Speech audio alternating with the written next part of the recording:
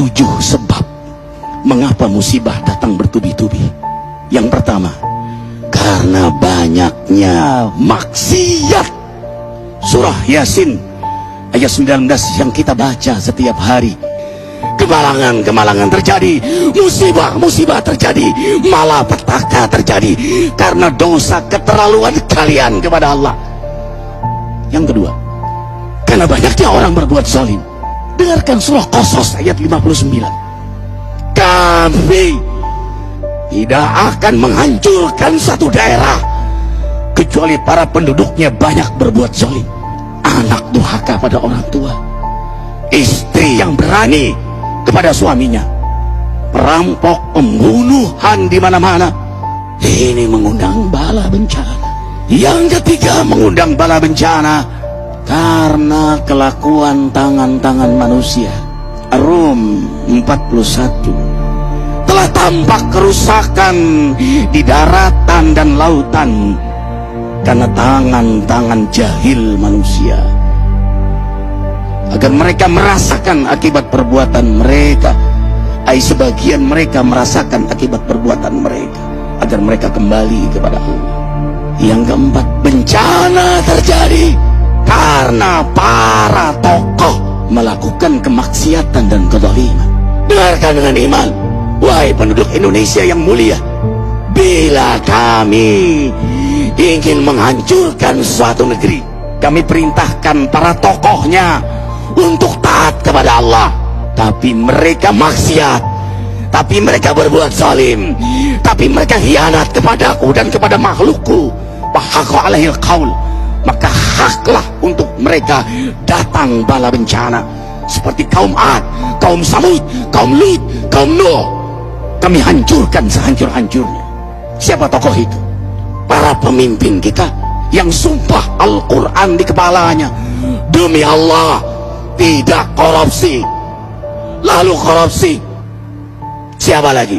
Hartawan, orang-orang kaya yang dengan harta berpoya-poya, sombong, maksiat dengan kekayaannya di tengah orang yang banyak menderita. Siapa lagi? Ulama yang menjual ayat-ayat Allah dengan murah. Subhanallah. Yang kelima, mengapa bala bencana terjadi? Karena orang-orang soleh, orang-orang baik diam melihat kemaksiatan dan kemungkaran. Surah Al-Anfal ayat 25. Takutlah kalian dengan musibah yang tidak hanya menimpa orang yang maksiat, orang yang berbuat zalim, tapi juga kalian orang-orang soleh. Maka masa bodoh dengan kemaksiatan bukanlah sikap seorang mukmin. Amar ma'ruf nahi mungkar adalah amal cerdas. Yang keenam, justru karena rahmat Allah, karena peringatan yang Allah hadirkan agar hadir mahkamah kesadaran kita. Ikhwah, dengarkan dengan iman surah Al-Baqarah ayat 155, 156, 157. Kami pasti uji kalian dengan sesuatu yang buat kalian takut lapar, takut miskin, takut kematian.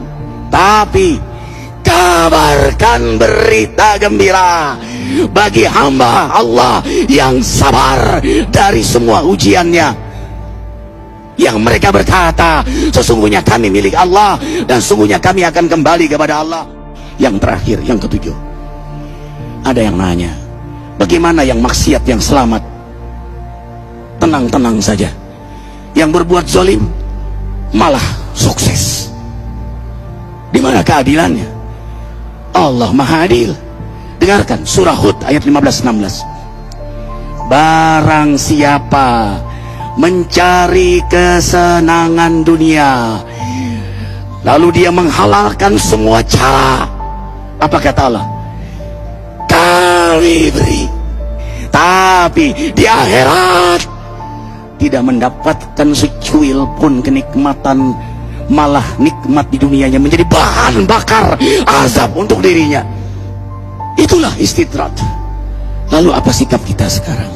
Orang beriman menjadikan peristiwa apapun sebagai jalan untuk mendekatkan dirinya kepada Allah.